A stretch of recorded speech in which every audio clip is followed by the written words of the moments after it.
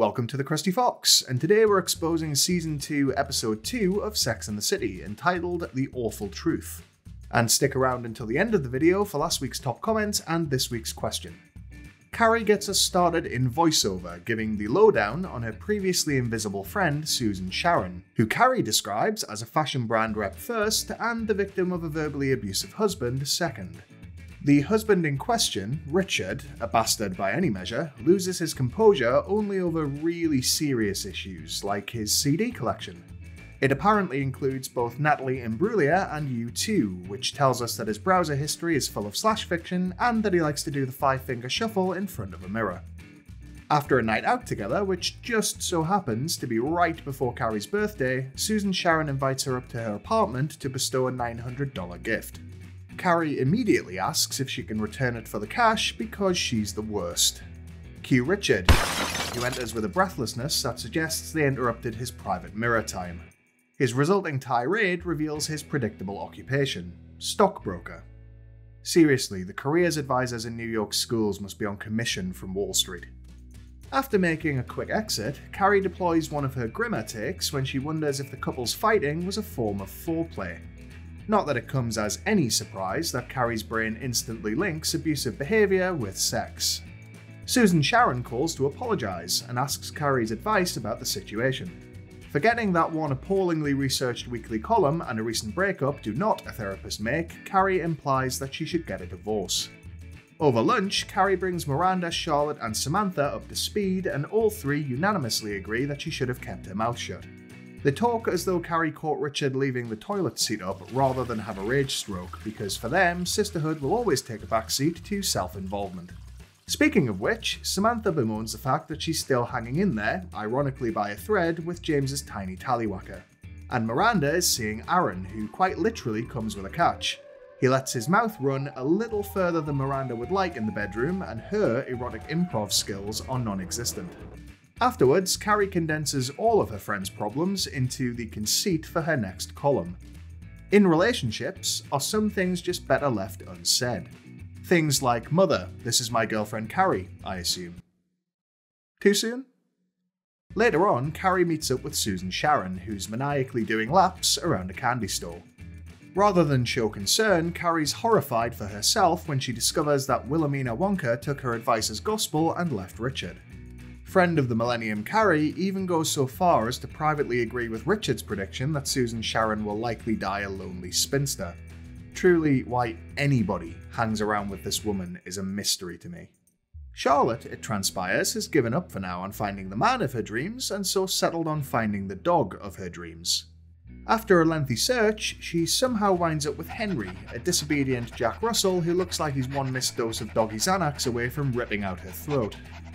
While Charlotte's taming her terrier, Samantha's attempts to avoid James's runt of the litter force him to suggest couples counselling. Carrie's voiceover notes that therapy is something Samantha fears like other people do the dentist, though at least a trip there would involve something getting drilled. Miranda's at least having a more eventful time in her bedroom. Taking on board some uncharacteristic pointers from Charlotte, she dives into yes and territory and discovers an unexpected talent for it that you know can only end badly. The next morning, a courier turns up with an unexpected flower delivery for Carrie. He must be an audience surrogate character because the look of disdain he gives her as he leaves is one for the ages. Seriously, go and rewatch, it's glorious. The enormous gift box of red roses turns out to be from Big. Reliably, Carrie has a birthday breakdown and drags the other ladies to brunch to discuss what it means. While the others wisely tell her to ignore it, Charlotte plants the idea of this being a sign that Carrie and Big are meant to be. So if you want to blame someone for the resulting mess, look no further than Princess Charlotte and her flapping yap. Back home, Carrie ponders whether "I was wrong" is the one thing that Big couldn't bring himself to say. No, Carrie. He also can't say "I love you," "you're the one," and "of course I trust you, here's the combination to my gun safe." A thank you call to him, supposedly out of politeness, dissolves into the usual amount of chaos in record time. She accidentally invites Big to her birthday meal, he implies he'll bring a date, and she says that's fine. Morons both. At couples therapy with a counsellor who looks and acts like a horny Grandma Adams, Samantha runs through a litany of excuses for her low libido in an effort to avoid telling James that his flesh raisin is to blame. She almost gets through the whole thing until the prospect of doing it again every week forever tips her over the edge. She finally blurts out the truth and he storms out for good with his vestigial tail quite literally tucked between his legs. At Miranda's place, the dirty talk floodgates are open, and she giddily claims that she can finally bring herself to say the word Maybe it's just me, but if it's looking right at you, I'd say that more than puts you on first name terms. And for once, I'm pleased to report that Miranda ends up not being in the wrong. When Aaron asks her to list all of the things he likes in bed, she eventually mentions the one thing all men with gossamer thin masculinity refuse to admit to doing. You know the one. Ninth base. The puppet master. The bishop's finger. Later, Miranda recounts Aaron's swift exit to everybody at Carrie's birthday meal. Stanford makes a weak attempt to imply to them all that he's a top, something which I'd bet could only be true if the word top was an acronym for taking oily pee. Carrie, meanwhile, hammers the vodkas in anticipation of Big's arrival like Mel Gibson warming up to give a TED talk on race relations. When he eventually shows up, the date in tow turns out to be Jack, the perma-dumped friend of his who we last saw all the way back in Season 1, Episode 4. I reckon the only way that Carrie could have been any more excited by this unexpected development is if Big had rounded it off by dropping his trousers to reveal an engagement ring jammed onto the end of his fuzzbuster. However, her happiness is cut down in its prime when a classic piece of Bradshaw short-sightedness comes into sharper focus. Because she's invited wealthy womanizer Big to a Moroccan restaurant packed full of tip-hungry belly dancers, who home in on his lap like sharks on a haemophiliac surfer.